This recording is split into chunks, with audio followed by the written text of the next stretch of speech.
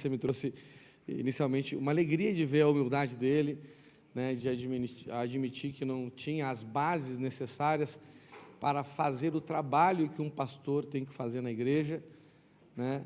Desde janeiro eu tenho pregado isso na reunião dos pastores, sobre o trabalho do pastor, sobre o coração do pastor, sobre a vida do pastor, né? Ele começou a identificar essas falhas na vida dele aí, e que, consequentemente, óbvio, né, quando um líder falha, quando um pastor falha, a igreja acaba sendo prejudicada, os irmãos sofrem, né? Infelizmente, foi isso que aconteceu lá em Colombo, não é? Haviam 3 famílias que ficaram lá, e hoje ficou só uma família lá, que estava lá, sob o pastoreio do pastor Marquinhos, né, a Larissa e o Adriel, né, a família Vaz, né, o Edinho, a esposa e os filhos, o filho, as 2 filhas e o genro, né, acabaram decidindo por sair da igreja. E, né, quando o pastor Marquinhos trouxe essa palavra a mim, assim, eu confesso para os irmãos que veio um peso no meu coração, né, uma tristeza, até uma angústia. Eu falei, meu Deus do céu, o sangue de Jesus tem poder. O que eu vou fazer da vida agora? Não é? E pedi um tempo para ele, meu irmão, deixa eu orar, deixa eu buscar do Senhor. É óbvio que eu te recebo, né, meu irmão, sempre que esteve aqui conosco, né? O pastor Marquinhos sempre foi uma pessoa que sempre nos ajudou aqui, amém? Né? Então, mas eu precisava saber o que fazer, né? E um dia eu saí de casa, a Léa pediu para mim buscar fralda para Liz na casa da Cauane. Aí no meio do caminho falei que a Cauane não tinha fralda, eu já desviei o caminho e fui para a farmácia. E aquele dia eu tirei um dia para estar orando sobre isso. Eu lembro que eu fui de casa até o caminho que eu ia percorrer, orando em língua estranha. Tipo assim, quando preciso assim, de algo do Senhor, eu peço o auxílio do Espírito Santo, não é? Porque a Bíblia diz que nós não sabemos orar como convém, mas o Espírito Santo, com gemidos inexprimíveis, ele intercede em favor de nós. Então, aquele dia foi o meu dia de língua estranha. O tempo que eu tinha, eu estava, né, orando em língua estranha, e fui caminhando na rua ali, saí da minha casa, para a farmácia, e preocupado, apreensivo, não é? O peso da responsabilidade, que eu sou o líder do campo, então cabe a minha responsabilidade, não é? Tanto de cuidar das ovelhas, como também, não é, de estabelecer e organizar a liderança da congregação e do campo missionário. Então é um encargo, né, que muitas vezes é um encargo pesado, né? E eu estava ali preocupado, e estava orando em língua estranha. De repente, meus irmãos, eu fui invadido por uma alegria inexplicável. Sabe assim, quando você tem uma esperança muito grande, e aquela esperança traz uma alegria para você? Quem já sentiu isso? Já sentiu? Pois é, eu senti, mas eu não tinha uma esperança, eu senti a alegria de uma esperança, mas confesso para vocês que os meus olhos humanos não estavam vendo nada assim de esperançoso. Eu, né, preciso trazer o pastor Marquinhos para cá, para ele não morrer espiritualmente, e não tenho quem colocar lá. Falei, estou enrolado. Sangue de Jesus tem poder. Pensei no Wilquil, mas o Wilquil já está, né, preparando para daqui a pouco abrir uma igreja lá na fazenda. Falei, não posso estragar os planos de Deus, né? Aí, ó, ICB Fazenda logo aí, meus irmãos. Glória a Deus, amém? Né? Falei, meu Deus do céu. Falei, rapaz, pensei, né, me senti, meu irmão, não sou católico, mas me senti numa freira em dia de ventania. Meu Deus do céu, né? Então, humanamente, eu estava apreensivo, preocupado, mas veio uma alegria de uma esperança, sabe?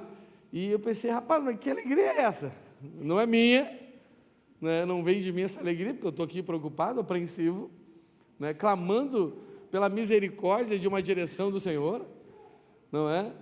E quando veio aquela alegria assim, veio na minha mente assim, ó, você vai pastorear ICB Colombo. Eu falei, meu Deus do céu. Mesmo eu com pensamento de preocupação, a alegria não ia embora, gente. Eu estava preocupado, apreensivo, mas com uma cara de alegria, que tinha uma alegria dentro de mim, sério, que eu não sabia de onde vinha, e eu nunca tinha vivido essa experiência assim. Foi inédito isso da minha vida, né? Deus, ele gosta de fazer umas coisas inéditas comigo.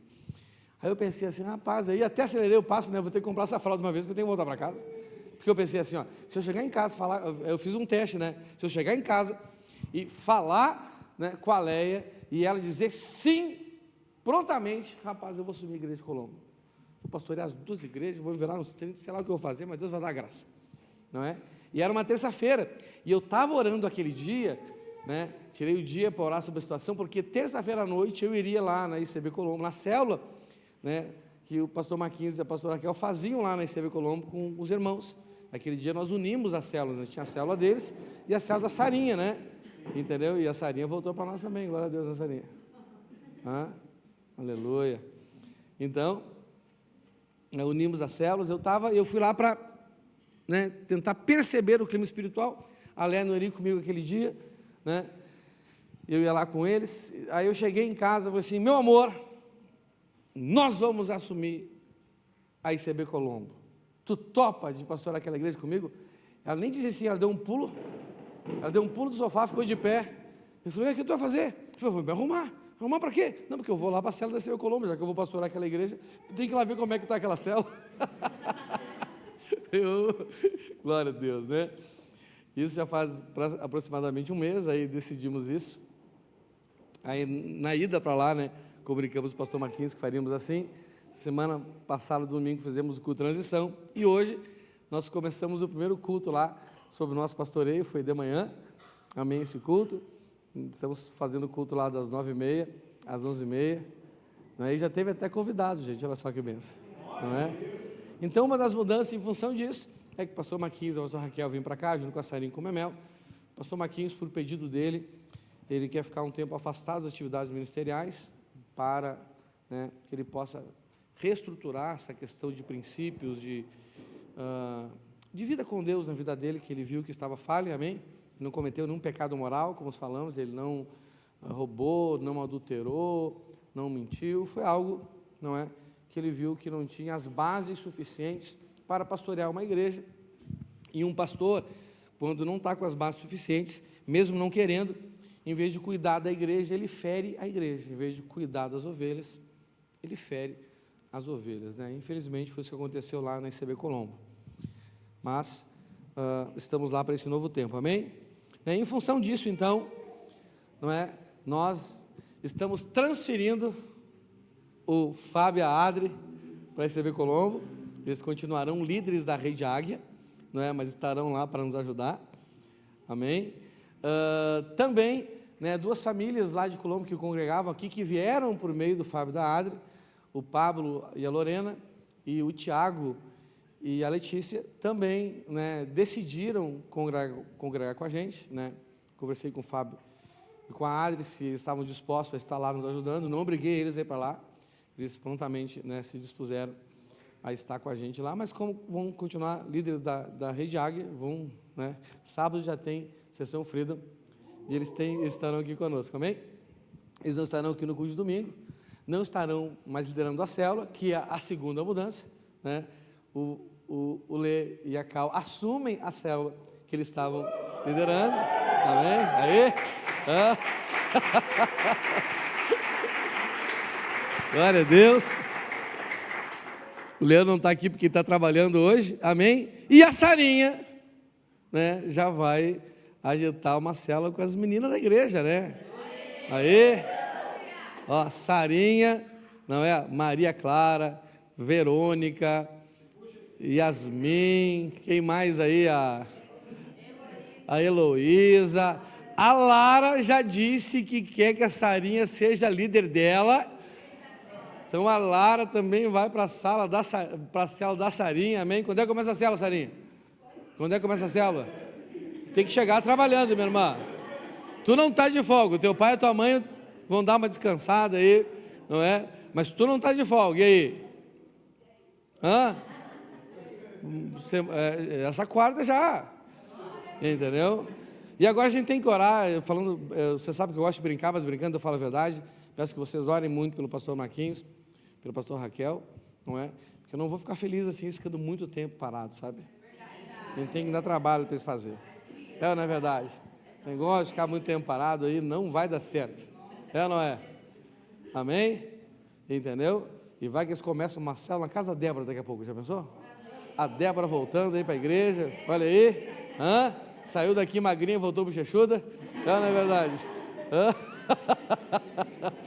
Pelo menos está bem cuidada, né? Glória a Deus, gente, glória a Deus. Glória a Deus, amém? Não sei se você sabe, irmãos, que agora a Sarinha é noiva. Vocês estão sabendo? Meu irmão. Rapaz, hoje, se a gente fosse dar um nome para esse culto, Pupo, é o culto da novidade. Pastor Marquinho, pastora Raquel, de volta. Ela, na verdade, Débora voltando, Nalva voltando para casa, olha só. Olha aí. Sarinha noivou, o Igor também noivou. E noivou com a Sarinha. O Daniel com cabelo, gente. Olha que maravilha. Confesso para os irmãos, né, que eu tive que renunciar a uma raiz de inveja que começou a brotar desde mim quando eu vi ele, meu irmão. Meu Deus do céu. Vou até molhar o bico. Amém? O homem ficou bonito, não é? Aí, ele já era bonito, né? Mas agora ficou mais bonito ainda, amém? Então, irmãos, em função disso, né? É óbvio que a minha agenda e a agenda missionária vão ficar um pouco mais apertada. Nós vamos começar uma célula essa sexta-feira lá na casa do Thiago. Inicialmente a gente vai reunir todas as pessoas lá da célula, todas as pessoas de lá numa célula só, com a meta de logo abrirmos 3 células. Uma, óbvio, né, com o Fábio Quadro, que já estão preparados para isso, mas estão lá para nos fortalecer nesse momento. Vamos ficar juntos na mesma célula, né, queremos levantar mais 2 líderes de célula lá, né, para mim não precisar liderar mais célula lá, senão eu vou estar enrolado no sistema. Meu Deus do céu, o sangue de Jesus tem poder, amém? Vocês têm que orar por mim, para Deus preservar os cabelos que eu tenho, mano, porque eu já tenho pouco. Não é? Entendeu? Aqui vem a unção do minoxidil sobre a minha vida, em nome de Jesus. Então, óbvio que a nossa agenda vai estar um pouco mais apertada. Aí você pode perguntar, pastor, até quando você vai pastorear lá? Não sei, meus irmãos, pelo menos até que a igreja esteja estruturada, não é, saudável novamente, porque também pastor Marquinhos, pastor Raquel pegaram uma igreja ferida pelos pastores anteriores lá, não é? Não foi um tempo fácil para os irmãos daquela igreja, e eles feridos, o povo ferido, pastor Marquinhos, pastor Raquel, né, achavam que estavam preparados, mas não estavam, entendeu? Eu também achava que estava, mas depois ele me disse que não estava, e de fato não estava. Mas então é por tempo indeterminado. Eu penso aí que pelo menos, né, uns 2 a 3 anos aí, até as coisas se organizarem lá, igreja bem estruturada, saudável, Deus levantar um casal de pastores para lá, eles passarem por um treinamento adequado para pastorear uma igreja. E não, pastorear a igreja é bênção. Eu sou feliz demais de ser pastor, amém? Feliz demais de ser pastor. Ser pastor alegra o meu coração, alegra a minha vida. Eu tenho esse chamado, eu tenho convicção do meu chamado, mas nós sabemos que os desafios são grandes, não é? Uma pessoa que não tem uma vida com Deus bem estabelecida e que não tem convicção do seu chamado, ela vai passar um trabalho. Então, né, já fica esperto aí, o que, Gineia, que logo vocês estarão sendo lançados com ponta de lança, não é?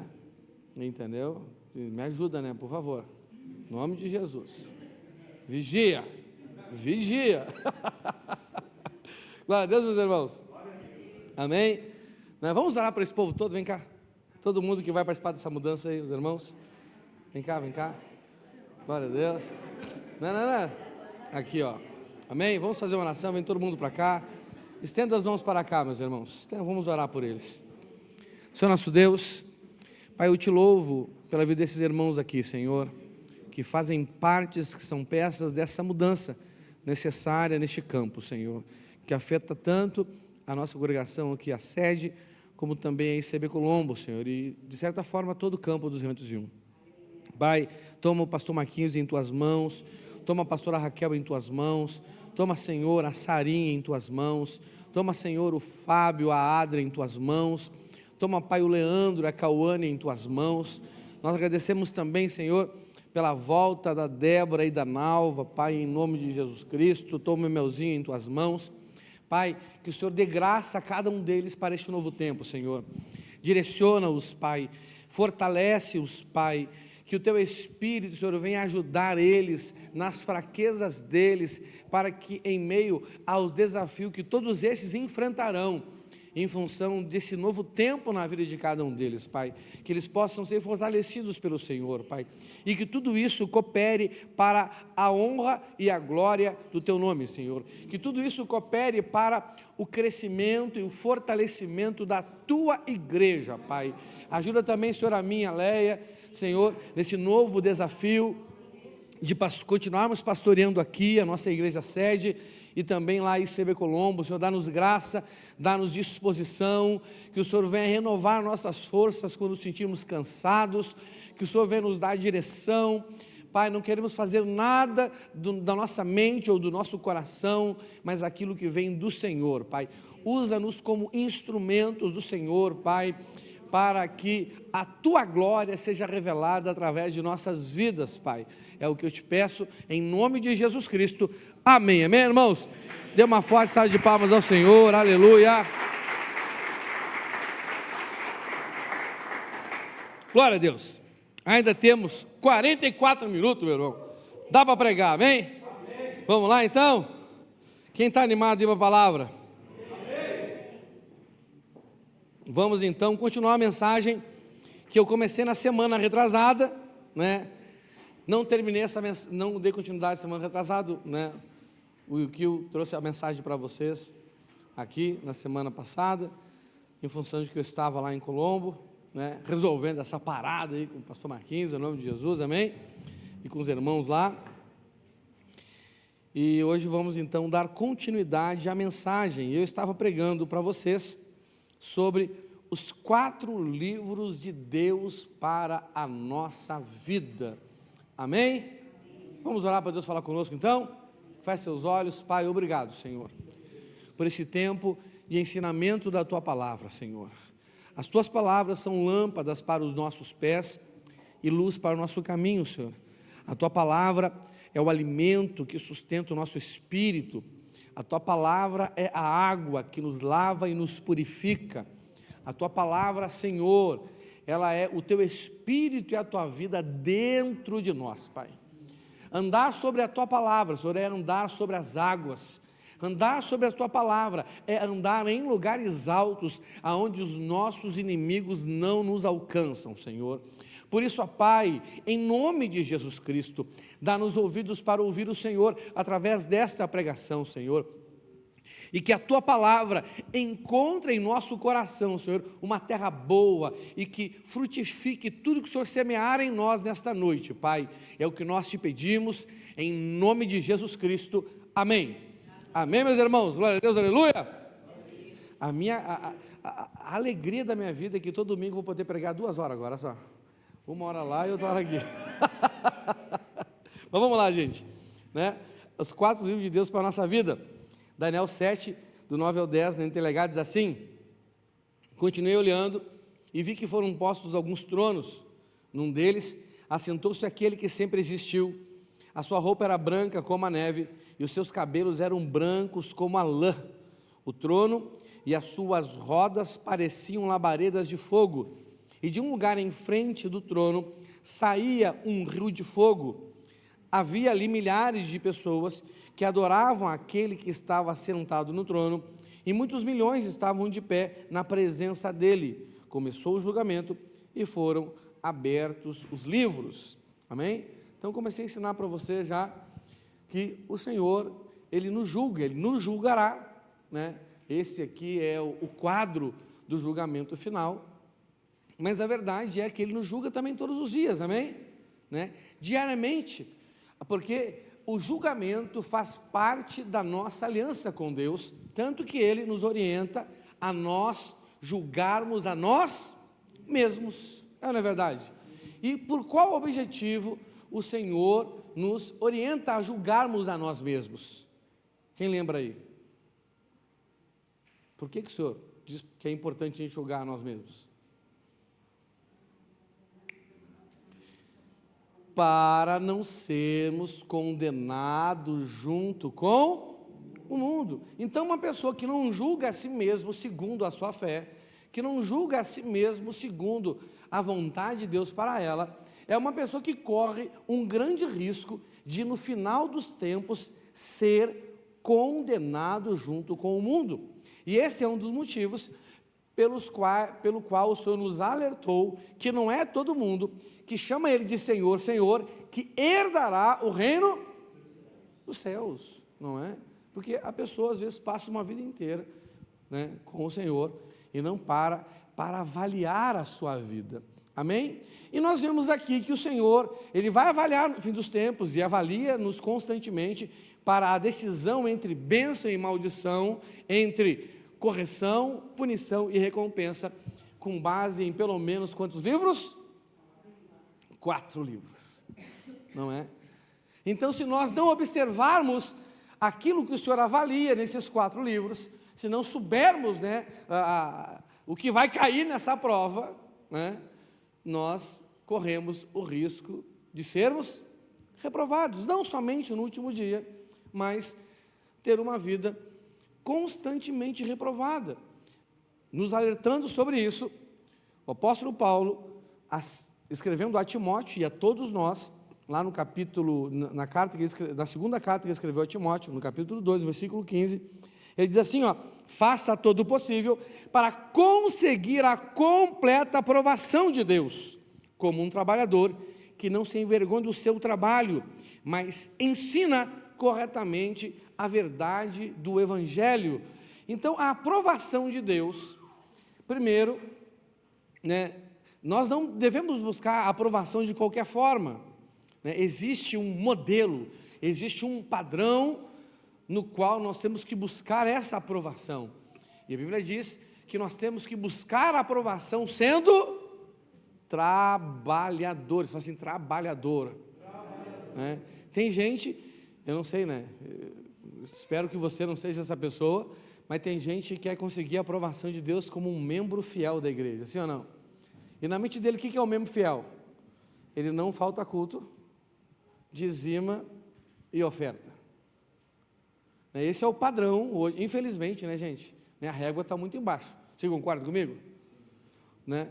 Se a gente pegar hoje, né, o que era um bom crente no tempo de Atos dos Apóstolos, né, quando a igreja começou, e o que é um bom crente hoje, não é? Entendeu? Eu acho que um bom crente hoje, lá em Atos, seria aquele cara que o apóstolo Paulo falou assim, nem anda com esse tipo de gente, né? Porque aquela pessoa que frequenta um culto, que dá o seu dízimo e que dá a sua oferta, mas quando nós avaliamos a Escritura Sagrada, passa, isso está muito longe de ser um bom crente. O Senhor nos fala que o empregado que faz somente a sua obrigação deve se considerar um empregado mau. Agora imagina aqueles que nem a sua obrigação fazem, não é? Porque não é desculpa não, né? Mas a verdade é que uma pessoa que só frequenta 1 ou 2 cultos na semana, né, e dizima e oferta quando quer e quando pode, está muito longe de cumprir as obrigações da fé, amém? Se um que cumpre somente a sua obrigação, que não faz nada mais daquilo que é obrigado, Jesus diz que tem que se considerar um empregado mau, imagina aquele que nem isso faz. Qual é a classificação dele? Complicado, né?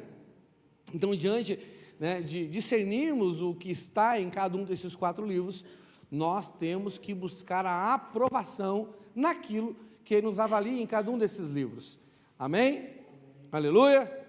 Tem que ser um trabalhador, né, que não se envergonhe do seu trabalho, mas ensina corretamente a verdade do Evangelho, amém? Nós temos que saber dominar bem. Coloca essa tradução na NVI, por favor. Da NVI. NVI, ou Almeida Revista atualizada ou corrigida também. Aí, ó. Pois a palavra de Deus é... Não, mudou o texto. 2 Timóteo 2,15. 2 Timóteo 2,15. Aí. Procure apresentar-se a Deus aprovado, como um trabalhador que não tem do que se envergonhar e que maneja corretamente a palavra da verdade. Olha que interessante isso, né? Eu gosto dessa tradução também, né? Porque você sabe que a palavra a palavra é a espada do Espírito, amém? E nós temos que saber manejar bem essa palavra, ou seja, ensiná-la corretamente, ter o conhecimento mínimo necessário sobre aquilo que a gente está falando, ou não é verdade? Ter o discernimento correto das coisas, não pregar fora de contexto, não ensinar fora de contexto. Infelizmente, irmãos, é o que mais a gente vê hoje nas igrejas, não é verdade? Não é? Uma vez me perguntaram assim, mas pastor, se a palavra é uma só, se Deus é uma só, por que existem vários tipos de igreja? Eu falei, porque existem vários tipos de pessoas que procuram determinadas mensagens.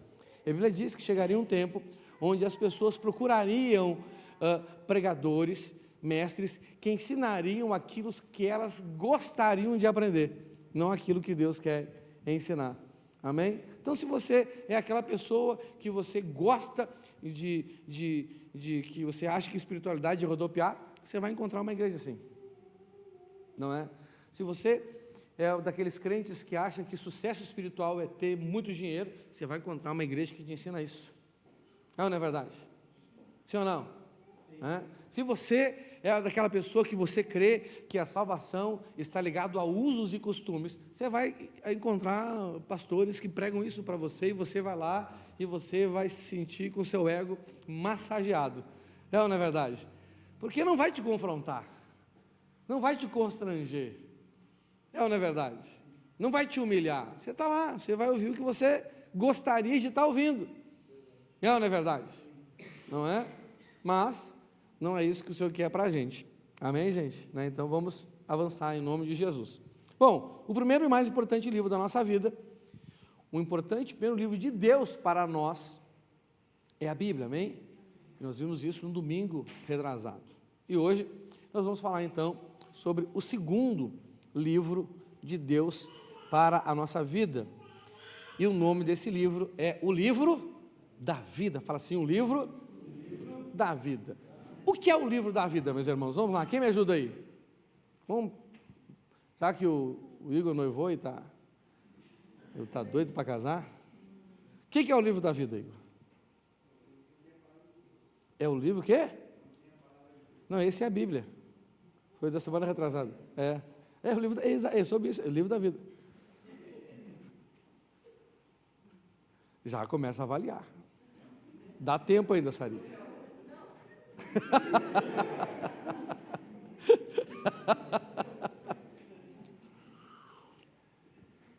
Amém. Quem quer me ajudar aí? Livro da vida. Oi? Esse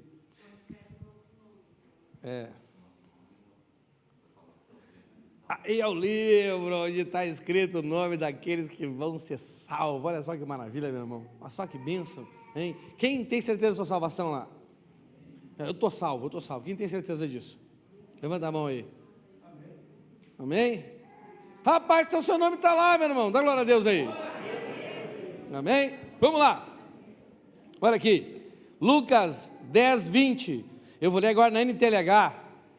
Diz assim, porém não fiquem alegres, porque os espíritos maus desobedecem, mas sim, porque o nome de cada um de vocês está escrito no céu. Esse é o livro que contém, entre muitas coisas, o nome daqueles que estão sendo salvos, amém?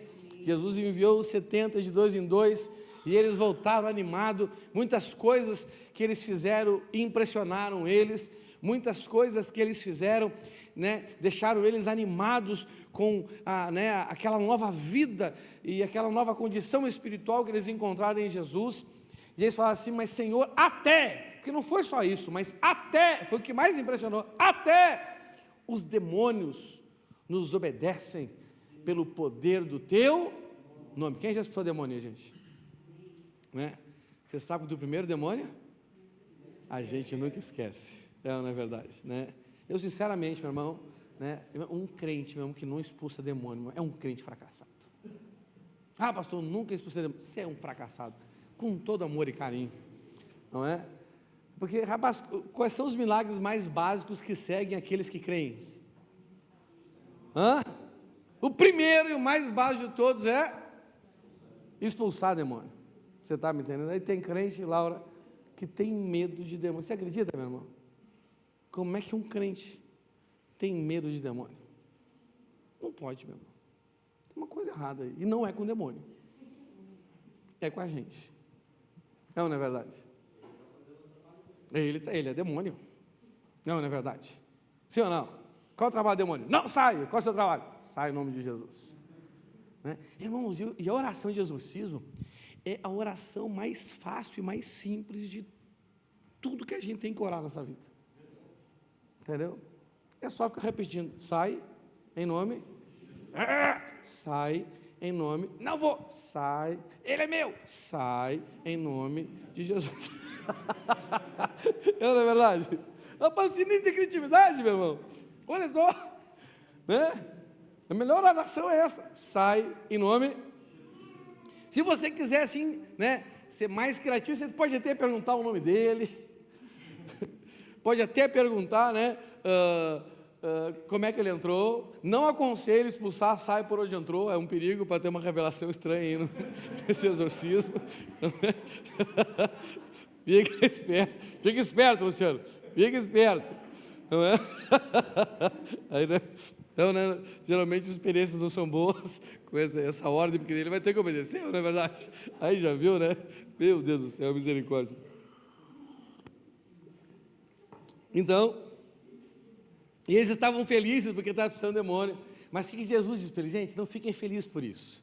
Né? Há uma alegria maior, há uma alegria mais completa, há uma alegria que de fato faz a grande diferença na vida de qualquer pessoa, e essa alegria é de o nosso nome estar escrito no céu, o nosso nome estar escrito no livro, né, onde são registrados os nomes daqueles que herdarão a vida eterna, que herdarão tão grande salvação.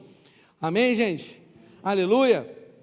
Mas entenda uma coisa, o livro da vida, ele não é, pelo menos, eu não consigo entender, eu não consigo ver, eu não consigo discernir o livro da vida, presta atenção aqui porque eu sou bonito, como uma simples lista, entendeu? Os católicos acreditam que vai ter uma lista no céu, e quem que vai estar lá conferindo a lista? Pedro. Você vai chegar nos portões celestiais, portões dourados, entendeu? E vai estar lá o apóstolo Pedro, entendeu? Conferindo seu nome. Cara, crachá. Cara, crachá. Cara, crachá. Cara, crachá. Imagina o tio chegando lá com essa cara branca dele. O diabo quase roubou o queixo dele. Não é verdade? Entendeu? É feio, mas está salvo. Pelo menos, não é verdade? Entendeu? Não estou questionando, né? Entendeu? O gosto da Bruna, não é verdade? Entendeu? Sabe, gente, eu vou abrir um parênteses aqui. Eu me considero uma pessoa bonita. Mas dependendo da pessoa que me chama de bonito, eu fico preocupado. Glória a Deus. Mas vamos lá. Então, irmãos, eu não vejo esse livro como uma simples lista. Não é? Por que, irmãos? Né? Por que isso? Né? Porque nós não acreditamos, segundo a crença dos calvinistas, né? Calvinista é uma linha teológica, que a pessoa, porque foi salva uma vez, ela está salva para sempre. Aí você vai perguntar para mim, pastor, então o senhor não é calvinista, o senhor é arminiano. Rapaz, eu sou de Jesus, meu irmão. Não tem nada a ver com Calvino. Ele não morreu por mim, nem foi meu pastor, nunca vi que é Armínio também, não tem nada a ver com ele. E as pessoas, não, mas o senhor tem que ser um ou outro, eu sou de Jesus, pronto, acabou. Amém? Nem do meu pastor que me veio para Jesus eu sou, meu irmão. Você do Calvino, que nem sabe que eu existo, morreu, não é verdade? Você de Armínio também, os dois eram até amigos, e hoje os arminianos brigam com os calvinistas e vice-versa, não é verdade? Né? Os dois amigos geraram discípulos que brigam com o outro. Pensa, esse negócio está meio esquisito, não é muito de Deus não, mas esse é outro assunto, amém? Hoje não é aula de teologia, é aula de Bíblia. Amém? Então nós não acreditamos que uma vez salvos, nós seremos salvos para sempre. Então o livro da vida, eu acredito que é um livro que avalia a nossa vida segundo a salvação. Amém? Não é? O Senhor então, quando eu creio que Jesus é o Senhor, creio que Ele ressuscitou dos mortos, quando eu confesso com a minha boca que Ele é meu Senhor, eu sou salvo, a Bíblia diz. Então eu acredito que o meu nome, ele recebe algumas páginas no livro da vida, no livro dos céus. Amém? E a partir dali, o Senhor vai começar a avaliar o meu relacionamento com a salvação, porque a salvação é uma dádiva de Deus, amém, gente? O maior de todos os presentes, não é? Eu considero assim, sinceramente, né, a presença de Deus, do Espírito Santo em nós, o maior de todos os presentes, né, a salvação, um dos grandes maiores, mas a verdade é que só tem Jesus quem é salvo, né? Só tem o Espírito Santo quem é salvo, amém? Então a salvação é uma das maiores dádivas de Deus para a nossa vida, amém? Né? E há duas formas de nós não sermos salvos. A primeira forma é o nosso nome não estar escrito nesse livro, nunca ter sido escrito, amém? Lá em Apocalipse 20, 15 diz assim, eu vou ler na NTLH, quem não tinha o seu nome escrito no livro da vida, foi jogado no lago de fogo. Então, né, muitas pessoas que ignoram Jesus, que rejeitam Jesus, que ridicularizam Jesus, não é verdade? Que se opõem à verdade, né, do Evangelho, essas pessoas nunca terão o seu nome escrito no livro da vida. Só que todo mundo vai morrer, ninguém vai ficar para semente, não é verdade? E como todo mundo vai morrer, como Jesus morreu, todo mundo um dia vai ressuscitar como Ele também ressuscitou, e essa ressurreição será para a prestação de contas. Aqueles que não tiverem o seu nome escrito no livro da vida, herdarão a morte eterna, a segunda morte, né? Serão lançados no lago de fogo. E a segunda forma de uma pessoa não ser salva, não herdar a salvação, é o nome dela ser retirado do livro da vida. E aqui está um dos principais motivos pelos quais nós não cremos que, uma vez salvo, a pessoa está salva para sempre, porque a Bíblia é clara, o nome de uma pessoa pode ser retirado desse livro. E está escrito lá em Apocalipse 3:5, diz assim, aqueles que conseguirem a vitória serão vestidos de branco, e eu não tirarei o nome dessas pessoas do livro da vida. Que vitória é essa, meu irmão? Que vitória é essa? É a fé, fala assim, a fé. Porque a nossa fé é a vitória sobre o mundo, amém? Não é com a fé que nós temos a vitória sobre o mundo, a nossa fé é a vitória sobre o mundo. O problema é que essa fé não é qualquer fé. O Senhor fala de uma fé que é morta, o Senhor fala de uma fé que é falsa, porque como Ele fala que existe uma fé verdadeira, o contrário também é verdade. Se existe a fé verdadeira, existe a fé falsa, existe a fé pequena, e não é aquela que é como um grão de mostarda, é que é menor ainda, entendeu? Aquela que Ele disse para os discípulos que eu não conseguiu expulsar os demônios, até quando teria que ficar entre vocês homens de pequena fé? Entendeu? Porque a crença que ele tem em Jesus não consegue gerar através da vida dele um mínimo, o quê? O mínimo que o Senhor disse que faria qualquer um que cresce nele. E qual é o mínimo? Expulsar demônios pelo poder do nome dele. Rapaz, isso é o mínimo, não é? Pastor, o senhor está me entristecendo. Eu não tenho nada a ver com isso, só estou pregando o que está escrito, amém? Então quem está te confrontando aqui é o Espírito Santo. Eu só sou o garçom, estou servindo, não é o pão desse dia que Deus preparou para você, amém? Você está aí, e é importante, pastor, mas eu não concordo com o senhor. Meu irmão, seu problema não é comigo, seu problema é com as Escrituras Sagradas. Você está me entendendo? Porque está escrito. Está ou não está escrito? Está escrito, meu irmão. E se está escrito? Está escrito. Pronto? E acabou. É ou não é verdade? Não é? Então existe uma fé que é verdadeira. Existe uma fé que é genuína. E se você não conseguir edificar essa fé na sua vida, ou não deixar que ela seja edificada, porque ninguém edifica a sua fé sozinho, amém? Ninguém edifica a sua fé sozinho. É uma parceria entre você e pessoas que Deus coloca na sua vida para edificar a sua fé. A sua fé, já preguei, já ensinei isso para você, ela é estabelecida pelo seu relacionamento com a palavra, não é? E a palavra semeadora fala isso sobre nós, não é? Então tem 3 tipos de coração, 3, né? O crescimento da fé. Em Marcos diz que a terra boa é aquela que recebe a semente, recebe a palavra e a compreende. Em Mateus. Em Marcos diz que a terra boa é aquele que recebe a palavra e a aceita, ou seja, pratica, amém?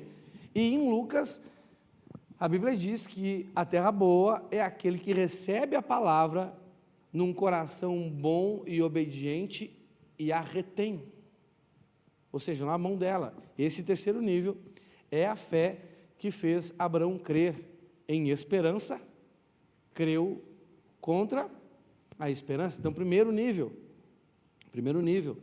recebe a semente e a entende. Por exemplo, olha só, embora eu me esforce para explicar a mensagem para vocês, o entendimento que eu dou para vocês aqui sobre esse assunto aqui, por exemplo, é suficiente para você dizer que você entende?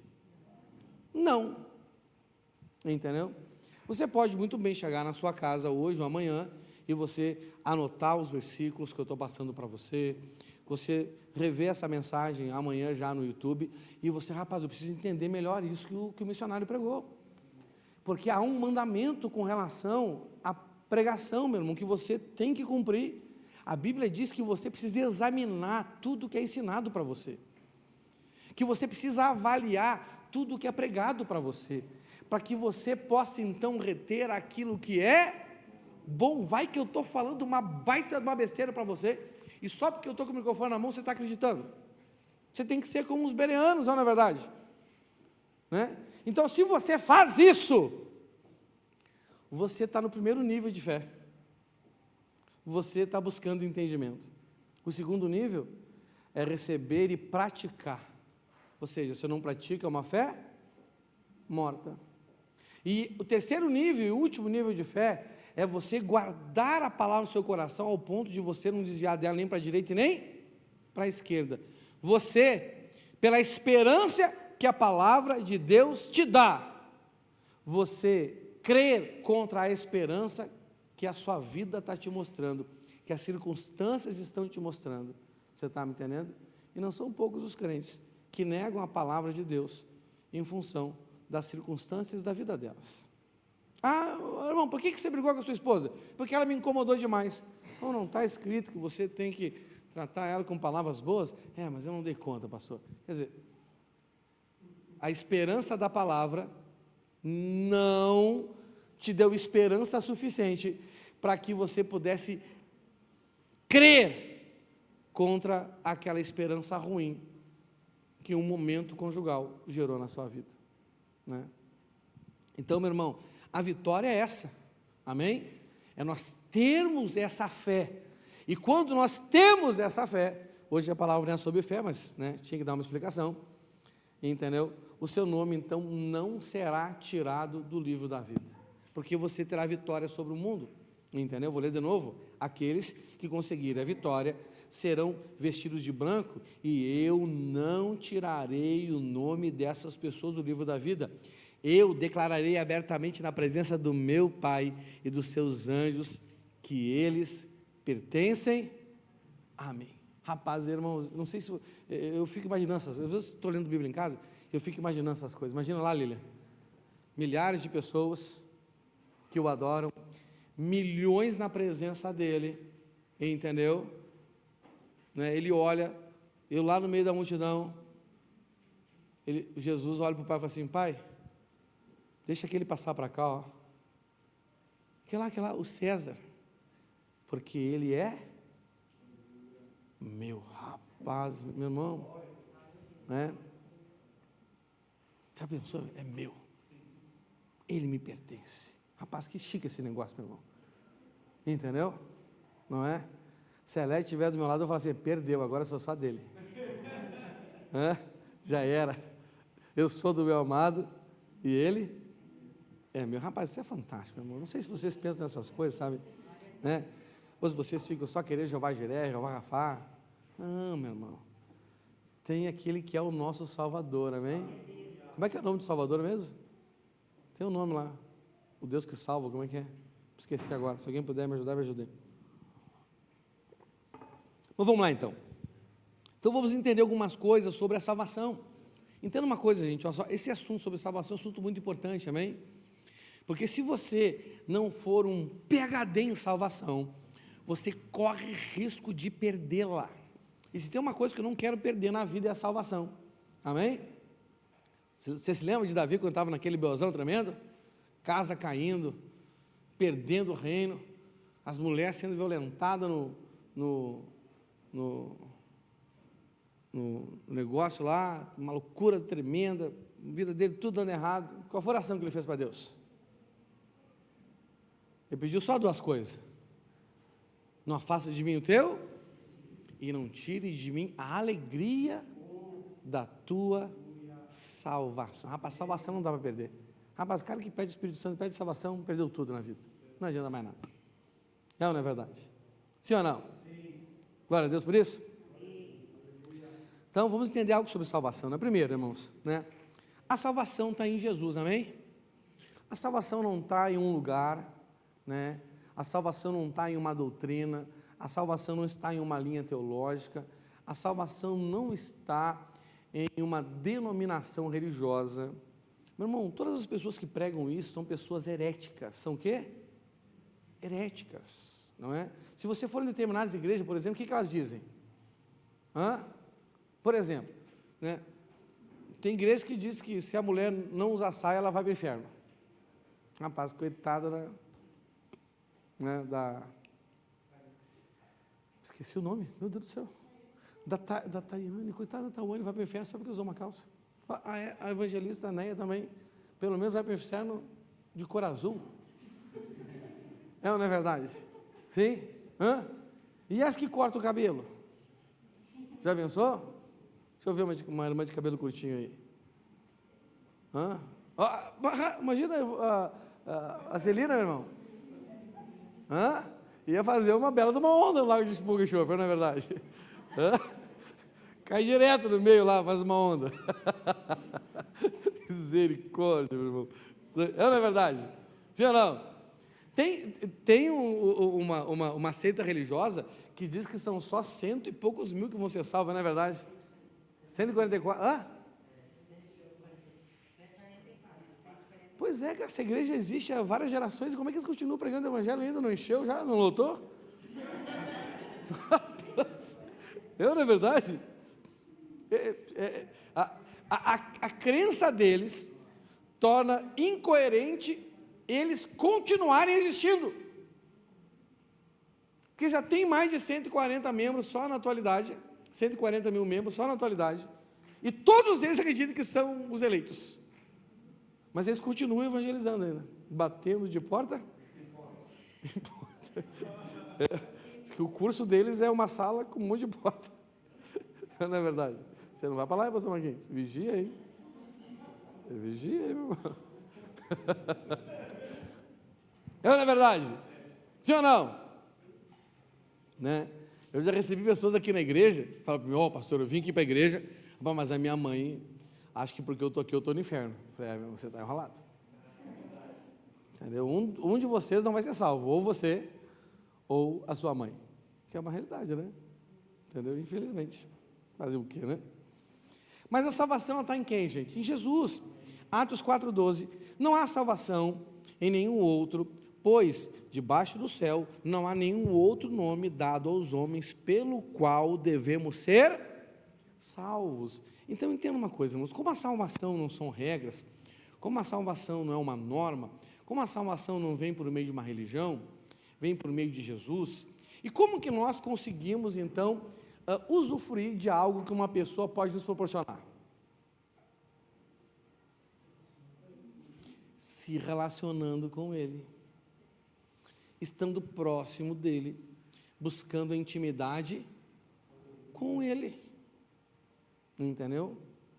Porque é o relacionamento, e quanto mais íntimo for, melhor, que nos capacita a usufruir daquilo que uma pessoa pode nos dar. Sim ou não? Ontem, por exemplo, tivemos a nossa reunião de casais, né? Quem foi? Uhul ou não uhul? Hã? Entendeu? Quando chega o Kio e Edné, meu irmão, Edné é toda de azul. Hã? E quando eu vi os dois, veio aquele hino, Pupo, na minha mente. Adão e Eva, no paraíso, sem pecado e sem juízo. Entendeu? Até falei para ele no final do curso, meu irmão, se eu fosse você hoje, ia dar um rolê no paraíso. Não sei se ele deu, né, meu irmão, mas cada um com seus problemas, não é verdade? Amém? Por que ele pode usufruir do paraíso? Porque ele tem um relacionamento com ela, e um relacionamento matrimonial, sim ou não? Dependendo do nível de relacionamento que você tem com alguém, te dá acesso a determinados benefícios, amém? Sim ou não? Como, presta atenção que eu vou dizer para você agora aqui, como a Bíblia diz que ele é o nosso noivo, e nós somos a noiva dele, amém? Para termos esse benefício, não podemos ter um relacionamento superficial com o Senhor, gente. Para usufruirmos dele, de tudo que ele pode nos dar, e uma das mais importantes é a salvação. Nós precisamos buscar um relacionamento de intimidade com ele, amém? Porque entenda uma coisa, meu irmão, uma pessoa que para você ter um relacionamento de intimidade com ela, não aceita um relacionamento superficial. Imagina hoje, depois do culto, eu faço com minha esposa, meu amor, terça-feira eu vou te fazer uma visita. O que ela vai dizer para mim? Tipo assim, ela vai fazer assim, botaram o que no café do César hoje? Tá louco? Como assim você vai me visitar? Não, que eu vou dar um rolê e terça-feira, mas como? Tem que ser todo dia, tem que estar lá todo, sim ou não? Né? Então, é um relacionamento que no mínimo dos mínimos, assim, ó, só para começar a existir, sem isso nem é considerável. Tem que ser diário. Tem que ser o quê? Senão nem é considerável, meu irmão. O mínimo dos mínimos é você, pelo menos, ter um relacionamento diário com Deus. Porque, irmãos, por que a noiva deseja a salvação? Porque a noiva tem um anseio ardente por viver toda a eternidade com o seu noivo. Sim ou não? Agora, meu irmão, vamos falar bem sério. Cara, se você não tem vontade de se relacionar diariamente com Jesus, você acha que você vai dar a eternidade? Você não consegue passar 15 minutos com Ele? Você acha que Ele vai te dar a eternidade? Você acha? Ah, pastor, o senhor está sendo duro. Não, duro é ir para o inferno, meu irmão. Não é verdade? Eu não quero edificar na sua vida uma fé que o fogo vai queimar, de madeira, de palha. Tem que ser pelo menos de pedra preciosa. Quer dizer, pelo menos de prata ou ouro, não é verdade? Né? Uma fé que não vai ser consumida pelo fogo. Você está entendendo? Então, tem que ter relacionamento com Ele. Né? Você vai pedir, pastor, eu não... tem crente, tem cada crente, meu irmão. Cara, tem crente que fala assim, ó, seu Nivaldo, não, pastor, eu perdi a ceia. Falei, irmão, por quê? Estava dormindo. Nem merece tomar ceia, o presente de mim, eu não falo, né? Deixa quieto. Pastor, o senhor não pode vir aqui em casa me dar ceia? Mas por que você quer tomar ceia? Você não quis vir aqui para tomar ceia, quer que eu vá aí agora para tomar ceia? Não, porque vai que Jesus volta e eu não tomei a ceia. Meu irmão, você só pode ser burro. Desculpa, tongo. Porque os curitibanos não gostam de chamar de burro, né? Você só pode ser tongo, meu irmão. Que história é essa? Cara, onde é que está escrito que ceia salvou alguém? Aonde? Meu irmão, se você não tem uma vida diária, vamos falar sério, olha aqui, ó. Se você não tem uma vida diária, em memória dele, você acha que tomar aquele suco e comer aquele pão vai fazer uma grande diferença na sua vida? Isso é religião. Isso é o quê? Religião. E Jesus nos libertou de toda e qualquer religião. Amém. E nos deu uma vida com ele. Fala assim, vida com ele. Amém? Amém. A paz com os irmãos começa a se movimentar, senão que eu já vou me atrasar. Meu Deus do céu, misericórdia, sim, Deus tem poder. Amém? Bom, como então nós recebemos a salvação? Quem quer saber se está salvo aí? Amém. Primeiro é relacionamento, aqui já bateu na trave, fala a verdade. Tem muito, eu estou vendo a cara de vocês, irmão. Você acha que eu não vejo o olhinho de vocês? Rapaz, essa pegou na trave. Esse chute aí foi para que bancada? Vocês estão pensando que eu não sou bobo, é? Vamos lá. Como recebemos a salvação? Romanos 10, do 8 ao 11, na NVI diz assim: mas o que ela diz? A palavra está perto de você, está em sua boca e em seu coração, isto é, a palavra da fé que estamos proclamando. Se você confessar com a sua boca que Jesus é Senhor e crer em seu coração que Deus o ressuscitou dentre os mortos, será... Então essa é a palavra que está nos nossos lábios, essa é a palavra que está nos nossos corações. Quem não declarar isso aí, meu irmão, não tem desculpa. Amém? Pois com o coração se crê para a justiça e com a boca se confessa para a salvação, como diz a Escritura: todo o que nele confia jamais será envergonhado. Então o princípio da salvação é o seguinte, meu irmão, é você crer no seu coração que Jesus ressuscitou dos mortos. Quem crê que Jesus ressuscitou aí? Amém. Tem até um louvor que eu gosto muito de cantar, né? Aquele que a gente quer dizer, ressuscitou, ressuscitou e hoje vive para sempre. Irmão, aí está a maior vitória da nossa fé. Isso é tão importante, mas tão importante, mas tão importante, que olha que o apóstolo Paulo escreveu aos Coríntios, na primeira carta, no capítulo 15, do versículo 13 e 14, fala assim, ó: se não há ressurreição dos mortos, nem Cristo ressuscitou, e se Cristo não ressuscitou, é inútil a nossa pregação, como também é inútil a fé que vocês têm. A base da nossa fé, a base de todas as bases, é acreditar que um dia nós ressuscitaremos. E ressuscitaremos porque o nosso Senhor ressuscitou, Ele venceu a morte. Como um dia o Senhor pôde falar, aonde está, ó morte, o seu aguilhão, nós um dia também falaremos, aonde está, ó morte, o seu aguilhão, aonde está, ó morte, o seu poder de ferir, porque não haverá mais morte.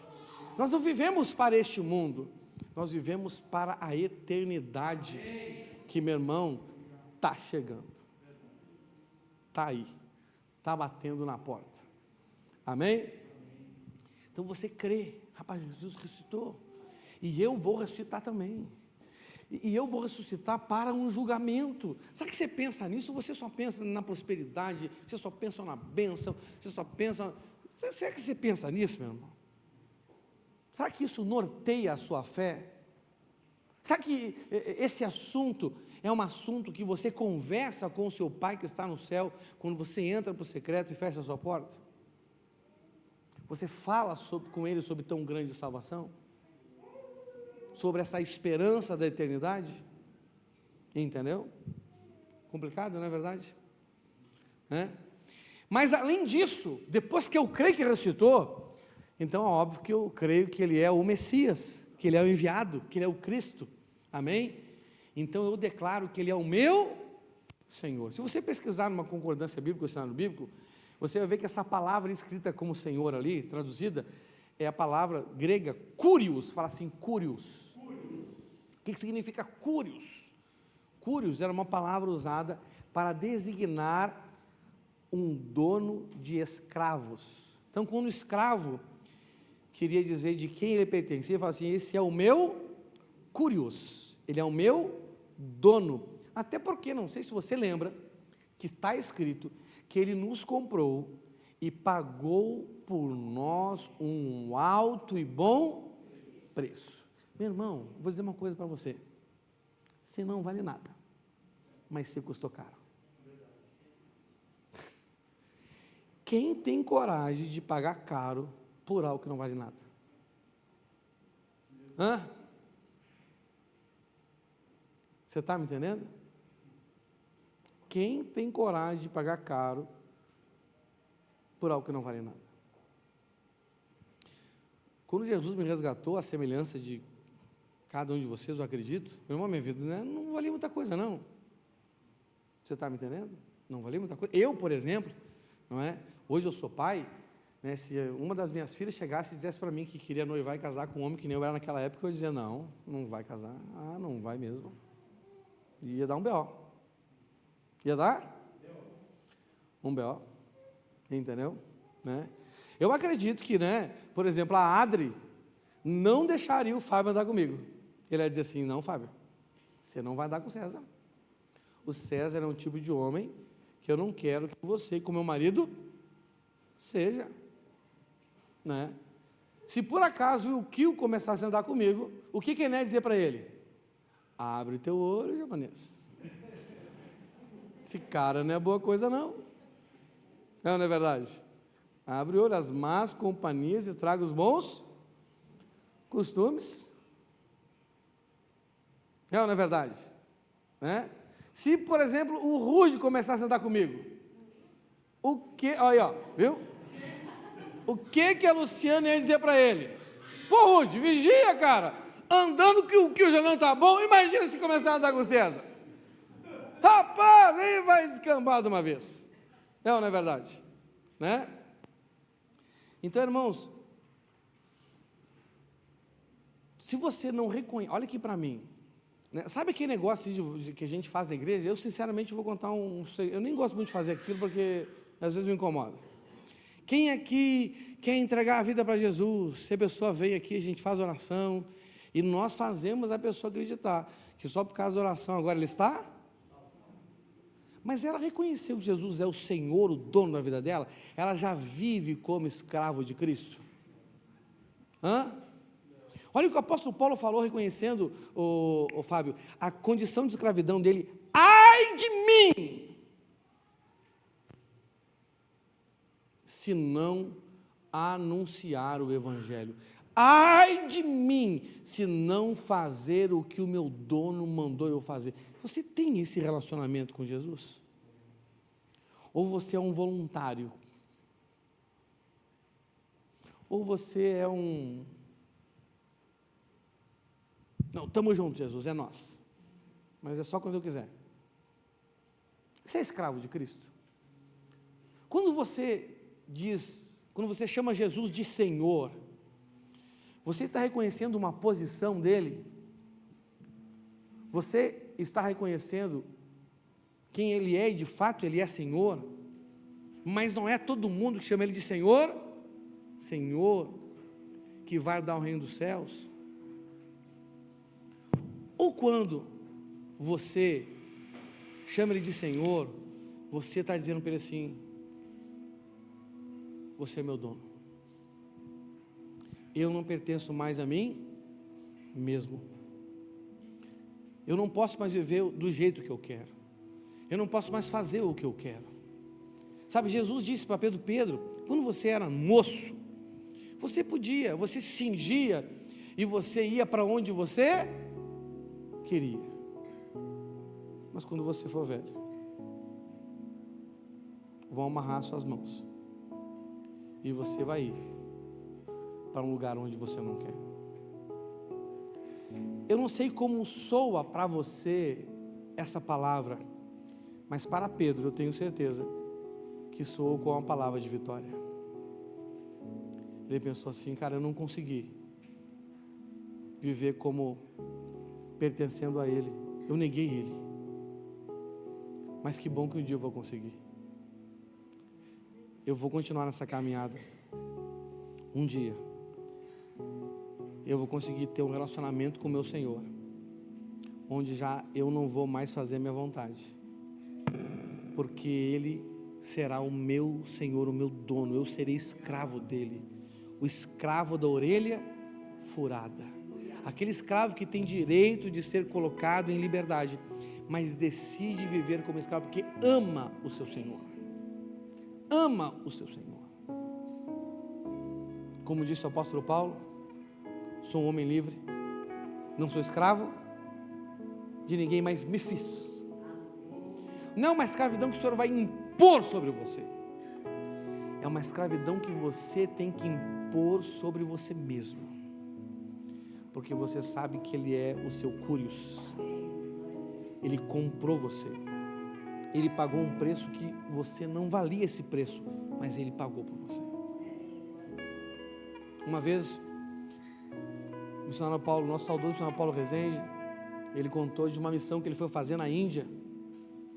E na Índia eles vendem meninas como prostitutas. Os pais pobres, eles pegam filhas mais novas do que a Lolô, e vendem no mercado de prostituição, vendem a troco de bala. Ele foi fazer uma missão com a internacional, onde eles pagavam um valor muito mais alto por essas. Eles iam no mercado de prostituição e compravam essas meninas por um valor muito mais alto, para que eles não negassem a venda, e levavam para uma casa de recuperação e tratavam essas meninas, evangelizavam essas meninas. Tinha umas que tinham que passar por cirurgia, porque a parte ali entre o ânus e a vagina chegava a emendar, de tanto abuso que ela sofreu. Meninas de 12, 13, 10 anos. Elas não conseguiam nem conter mais as fezes. Você está entendendo? Esse é o tipo de preço que o Senhor pagou por nós. Nós nos vendimos barato ao pecado. Por nada a gente trocava a vida que o Senhor nos deu por um pecado. Mas Ele pagou um preço alto por nós. Ninguém pagaria, nem você mesmo pagaria, nem você mesmo morreria por você. Você, mediante a morte, ia dar um jeito de tentar escapar dela. Se a sua morte remisse alguma coisa da sua vida, você mesmo não morreria por você. Mas Jesus fez isso. Ele é seu dono. Se você diante dele tem escolha, se você diante da palavra dele tem escolha, você não é salvo. Quem é salvo reconhece as dificuldades, mas só tem uma palavra: Senhor, para onde iremos? Se só o Senhor tem as palavras que nos dão a vida eterna. E como alguém que toma um caminho diferente das palavras que dão vida eterna, pode acreditar que no final vai encontrar a vida eterna? Não encontra, meu irmão. Não encontra. Amém? Só para não deixar com vocês com uma expectativa frustrada, a salvação, ela tem que ser o motivo da nossa alegria. O motivo da nossa alegria é a salvação que veio de Deus. O motivo da nossa alegria deve ser, acima de tudo, a nossa salvação. Não, por que muitos crentes desanimam? Por quê? Por quê? Por que que você se permite desanimar? Por quê, meu irmão? Por que você se permite desistir? Por que você se permite abalar com as circunstâncias dessa vida? Por quê? É porque a salvação não é suficiente para você. E se a salvação não é suficiente para você, meu irmão, é porque você não dá o valor que ela tem. Você não consegue medir o quanto ela custou. Então você se permite se entristecer com as coisas dessa vida, com as coisas que são temporais, com as coisas que passam. Não, tudo passa. Segundo um filósofo importante, ele diz que até a uva passa. Tudo passa.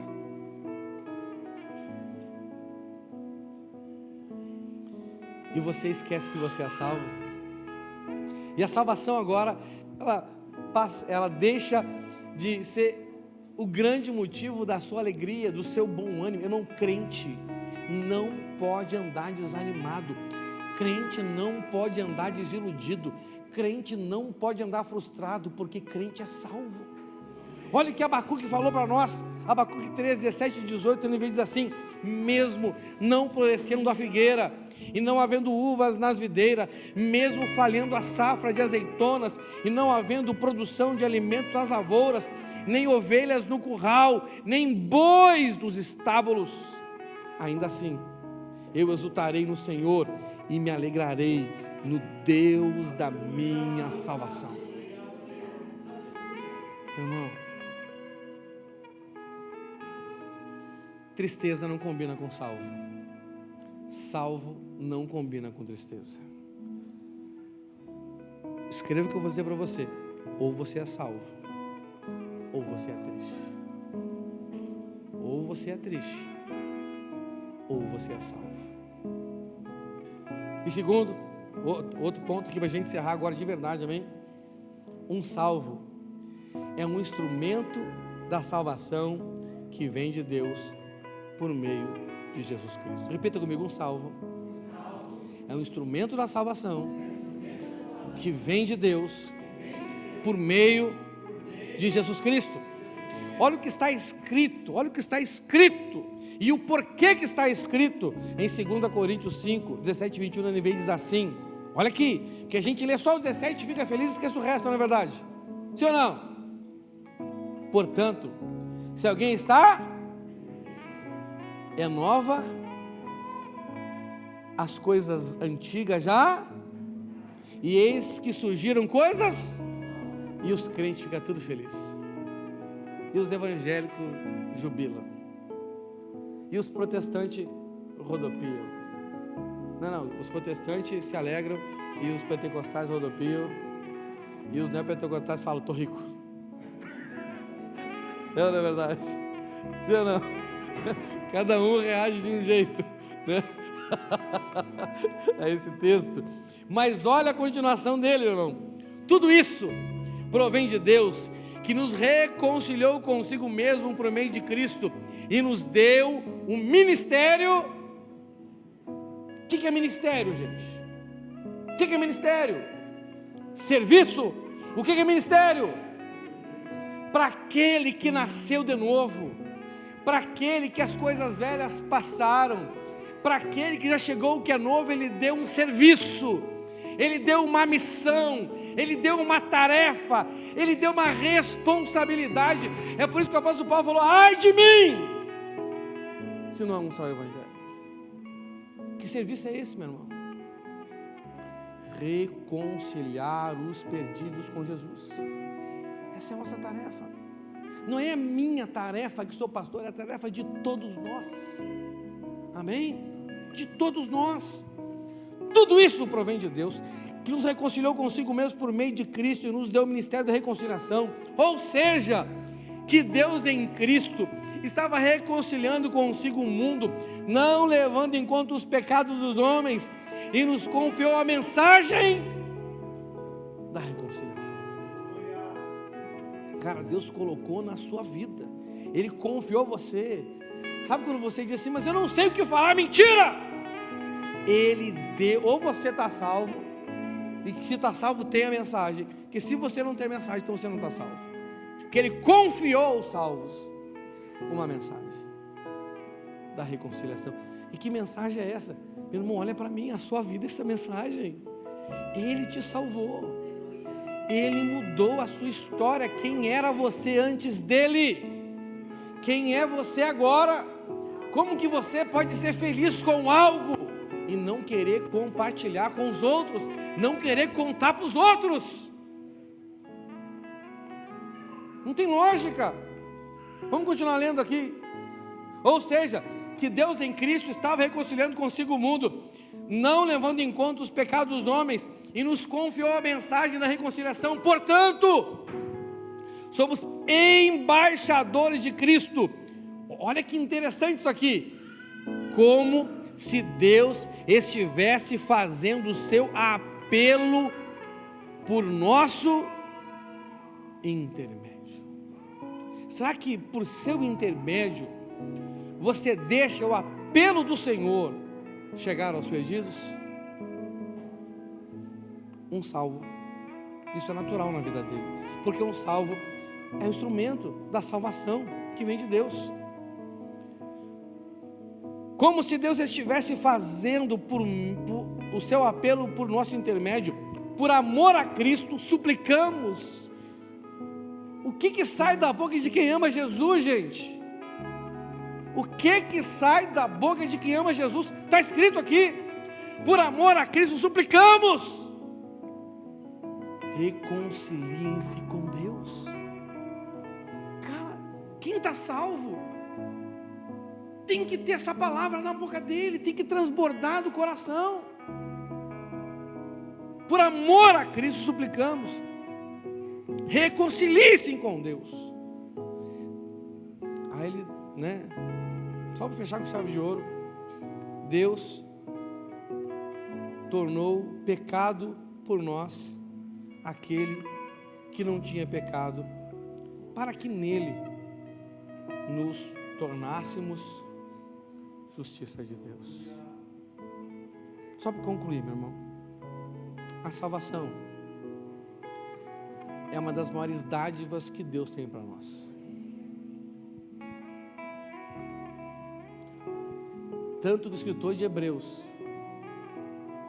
nomina essa salvação como tão grande salvação. Porque na história dos hebreus, eles foram livrados por Deus de forma fantástica. Foram ou não foram? Rapaz, Deus livrou aquele povo de muitas formas. Deus livrou aquele povo do Egito. Deus abriu o mar vermelho para eles passarem em terra seca, meu irmão. Tinha uma coluna de nuvem de dia, uma coluna de nuvem de fogo de noite. Quando eles andaram no deserto, Deus livrou eles das cobras. Lembra das cobras lá da serpente? Deus livrou eles dos inimigos. Foi livramento em cima de livramento. Quando eles entraram na terra prometida em número menor, foi livramento em cima de livramento. Quando os amalequitas estavam prevalecendo, meu irmão, Deus parou o sol. Deus fez o quê? Parou o sol. Foi livramento em cima de livramento, salvação em cima de salvação. Mas o escritor de Hebreus, ele compara a salvação de Cristo com todas essas outras que eles viveram, com uma tão grande salvação. E olha o que ele diz aqui em Hebreus 2, 1, 4, só para encerrar agora, vai ficando de pé aí, em nome de Jesus, só para você achar que está acabando. Hebreus 2, 1, 4 fala assim, presta atenção, por isso, olha aqui, presta atenção nisso, meu irmão, que é sério. Por isso, é preciso que prestemos maior atenção ao que temos ouvido, para que jamais nos desviemos. Porque, se a mensagem transmitida por anjos provou a sua firmeza de toda a transgressão e desobediência, recebeu a devida punição, recebeu ou não recebeu? Aquele povo não foi engolido pela terra, meu irmão? Foi. Essa recebeu a devida punição. Como escaparemos se negligenciarmos tão grande salvação? Como, meu irmão, você vai escapar se você negligenciar tão grande salvação? Essa salvação, primeiramente anunciada pelo Senhor, foi-nos confirmada pelos que a ouviram.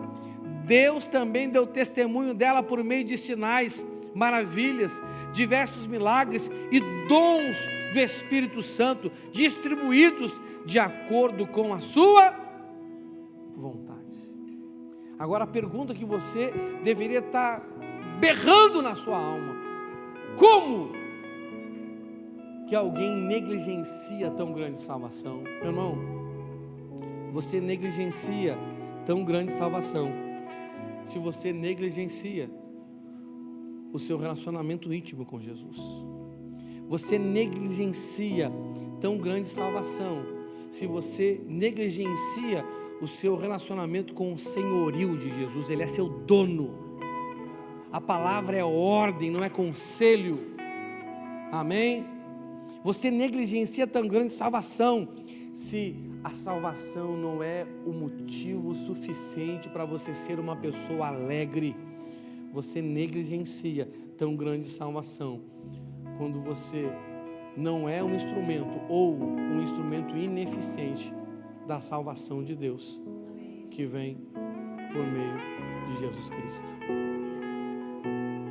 Seja salvo. Viva a salvação. Não negligencie essa salvação. Amém? E aí nós nos encontraremos na eternidade. Amém? Você está salvo? 2. Você está salvo? 3. Nós nos encontraremos na eternidade.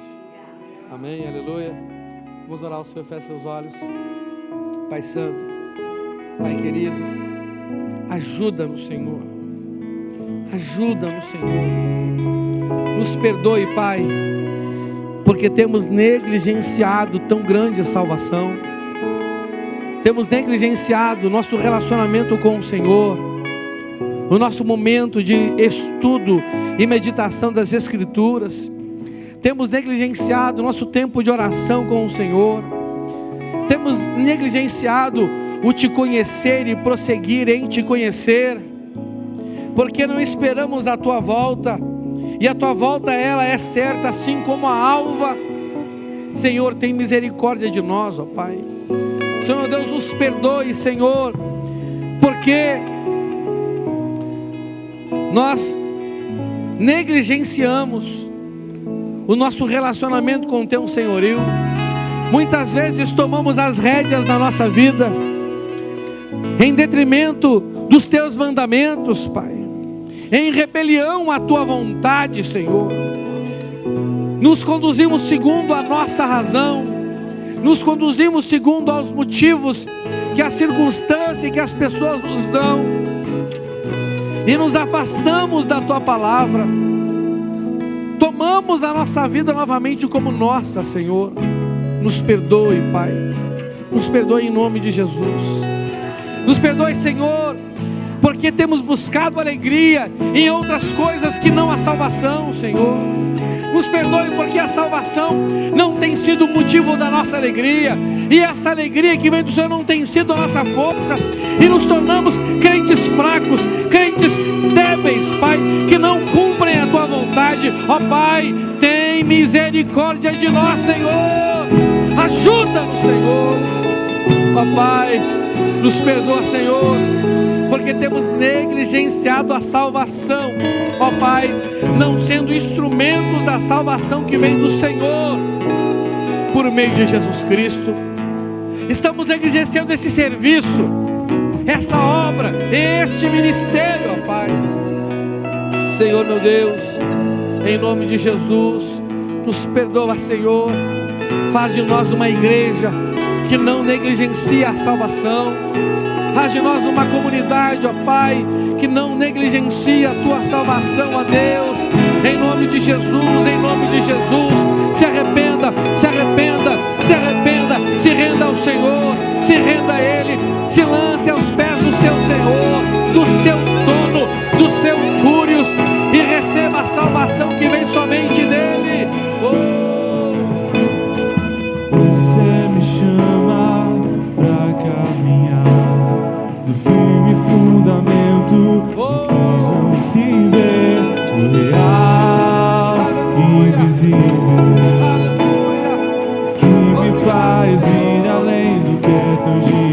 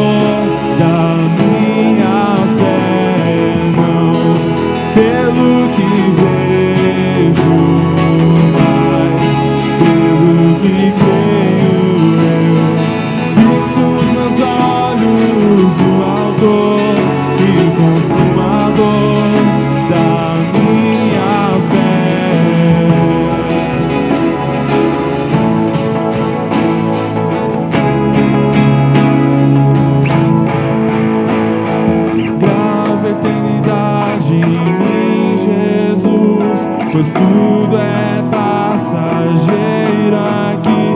A recompensa é você, a minha recompensa é você. Grava eternidade em mim, Jesus, pois tudo é passageiro aqui. A recompensa é você, a minha recompensa é você. Grava eternidade em mim, Jesus, pois tudo é passageiro aqui. A recompensa é você, a minha recompensa é você. Grava eternidade em mim, Jesus, pois tudo é passageiro aqui. A recompensa é você, a minha recompensa é você.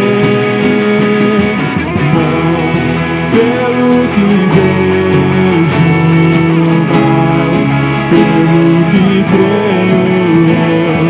Fixo os meus olhos no autor e consumador da minha fé. Não pelo que vejo, mas pelo que creio eu. Fixo os meus olhos no autor e consumador da minha fé.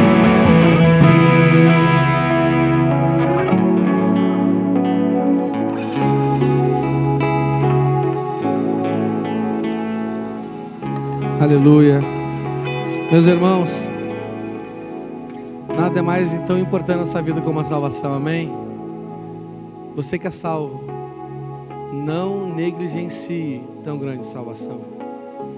E você que não é salvo, porque você ainda não entregou sua vida para Jesus, nesse padrão que falamos aqui, você precisa se render ao Senhor. Você que está afastado precisa se reconciliar com o Senhor. Você que ainda não entregou sua vida para Jesus, precisa se render a Ele. Há alguém aqui hoje que quer entregar sua vida para Jesus, que quer reconciliar com o Senhor? Levante a sua mão onde você está. Aleluia, glória a Deus. Então dê uma forte salva de palmas ao Senhor. Amém? Aleluia, aleluia, aleluia.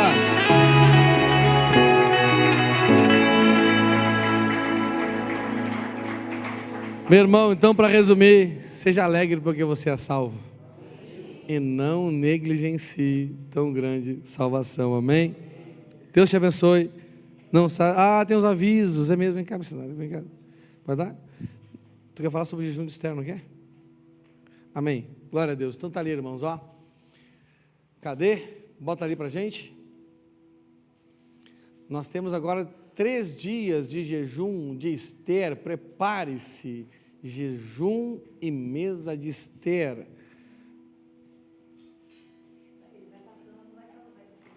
Aí, ó. Qual a direção desse jejum? O jejum de Esther é decretado para nos tornar sensíveis à voz de Deus, receber revelação sobre o posicionamento que devemos ter em causas urgentes e ataques do inimigo no contexto em que estamos inseridos. Jesus disse que quando 2 concordam na terra acerca de qualquer coisa que pedirem em seu nome, isso seria feito pelo Pai que está nos céus, porque onde estiverem 2 ou 3 reunidos em seu nome, Ele está ali. Esther, em unidade com o povo judeu, com o povo, jejuou e buscou respostas de Deus para se posicionar diante de um assunto e trazer de Assuero e trazer estratégia de livramento, expondo o inimigo assentado na sua mesa. Então, quando será? Início dia 2/7, às 20 horas, entrega dia 4/7, às 20 horas. Guarde essas datas e se organize para estar junto, amém, irmãos? Então, semana que vem. Então, vai ser quando? Quarta, quinta e sexta. Quarta na célula, quinta na igreja, sexta na igreja. Então, quarta na célula, Quinta nós vamos reunir aqui na igreja e sexta-feira aqui na igreja. Amém? Pastor, é obrigado a vir só para quem o Jesus é seu cúrios. Se Jesus não fosse o cúrios, para ficar em casa. Tá bom? Né? Beleza? Sim. Aleluia. Não é obrigado, só para quem Jesus é o cúrios. Amém? Tá ligado, filho? Cúrios. Amém? Aleluia. O que mais? É isso aí? Amém. Glória a Deus, então, irmãos. Aleluia, aleluia. Nosso culto está encerrado. Não saia sem nos dar um abraço. Deus abençoe em nome de Jesus. As crianças nos kids, meus irmãos. Busquem lá, em nome de Jesus.